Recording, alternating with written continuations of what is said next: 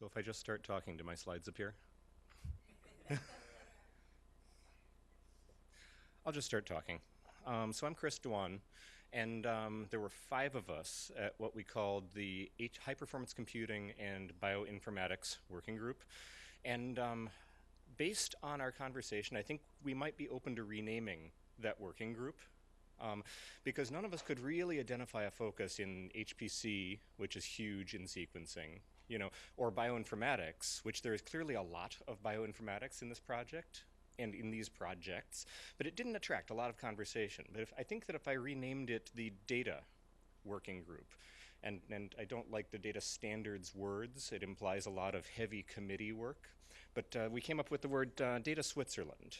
The idea that Mark actually made the point that since sharing is the afterthought, people who do large meta-analysis and who come after to try to aggregate knowledge end up, well, the word he used was garbage. In terms of the integratable artifact that is the result at the end of a research project. And I feel like with proper conversation in this kind of open setting, we could do really neat work on that front. Let's see. We also had a discussion of ontologies and the idea that as a newcomer to synthetic biology, I heard a lot of words that I didn't know over the past 2 days, and I'm sure that some of them have related meanings to each other that would allow us to integrate data sets, and merely having a place for conversation, this monthly cadence of working group meetings, punctuated by white papers, punctuated by, published minutes and stuff, it might be helpful to start with vocabulary, start with data types and data structures, and it would probably support this community moving faster scientifically over the 5 to 10 year horizon. I'm going to see if I can dig up my slides on this laptop. Yeah, there we go. That, and if there's something to be done to make it live there. All right, so one of the things that I wanted to share as it's humbling to be asked to address a group like this, especially coming in relatively cold from a genome sequencing and a big data background. And so we looked at a lot of former large international collaborations, including the Human Genome Project, the Cancer Moonshot, the Brain Initiative. One of the neat things that I found is that each of the logos represents a major initiative, and each of them had white papers and data standards and working groups and background that we can build on. And I would like to see this group produce, to build another step in that series of artifacts that will help people to work together. Another neat thing that did not exist back when we were starting, say, the Human Genome Project or NIST, actually now has a standard that's in request for comment about identity and access management. And as I ask technologists, people who are the CTOs and the CIOs, what is the thing you wish you had for these big federated projects? A coherent way to deal with the identity of the people who are participants and who are administrators and who are scientists who are requesting access to data sets. A coherent way to deal with authentication as opposed to identity, as opposed to federation. NIST has this. We've got a whole lot of cool tech. I would love to see us just start from a modern platform. As other people have mentioned, I don't know what we will build with that. We would have to have a much more concrete idea before I propose building anything in particular. I would suggest that we build from these strong standards.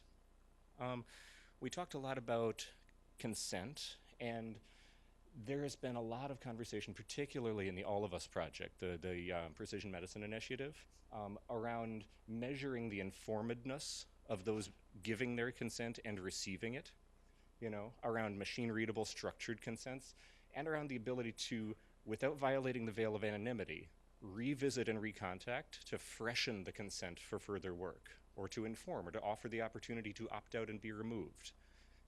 These are technologically possible if we can, if Apple can do its distributed rights management or digital rights management such that I can watch my TV shows across multiple devices, I'm certain that we could do similarly good technology around consent and access to data.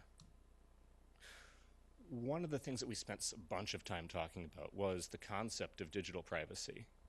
And the fact, I actually think that saying that you have de-identified a genome because you have removed the name or the patient ID from it is a little disingenuous. It may be legally valid, you know. I think that we need learning systems similar to the things that we see in social media, similar to the things that the retailers have, for adapting to a changing legal and ethical framework without having to recode everything. Again, these are technical possibilities that we should think about as we talk about how we structure the data for this project. And then I'll leave you with a little exhortation that a lot of people talk to me about data platforms. A data platform for research has, all of these nice properties about flexible, collaborative, automated, highly blah, blah, searchable. I spend a lot of time helping people with data hygiene, by which I mean, are the files sensibly named in a consistent way? If you choose to store data in some place, is there a reason for that, or is it just what happened to be available right then? If we duplicate data, we see this all the time in sequencing. If there's a duplicate set, is there a reason, and do we know that it's a duplicate set? Were we to clean up? Could we? I would propose, my exhortation here is that we should focus mostly on data hygiene, honestly, for the first 6 months, year here. We'll have conversations in the working group about what the data formats are, what the data classes are, what the technology readiness levels are, and see where we might go. And I would really consider changing the name away from HPC and bioinformatics, because I think we would have gotten a lot more people at the table if we'd called it something like data. So anyway, that was basically what I walked through. And I would close with the idea that all of us think that technology, data science and data technology in particular, can be a driver of innovation in addition to its traditional supporting role. And so I would be very open to collaborative efforts in this space that emerge directly from technology and using the data, so that, frankly, we get to play a part in this really exciting project. So with that, I take questions or comments from anybody else in the room.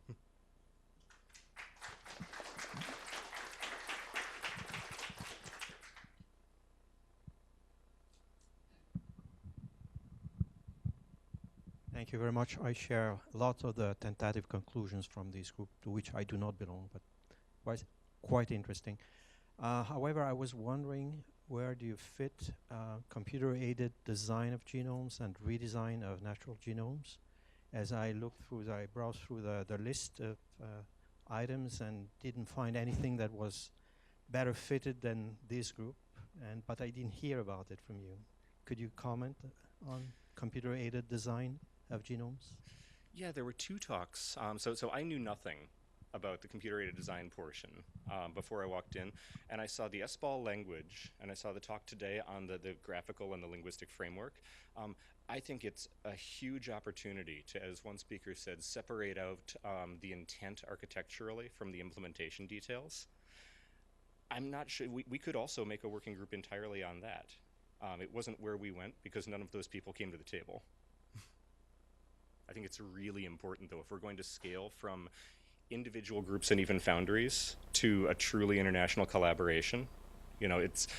It's hard work. It's engineering work. It's more of the building work than the discovery and cataloging work. So it's a different mindset, but I think it's critical.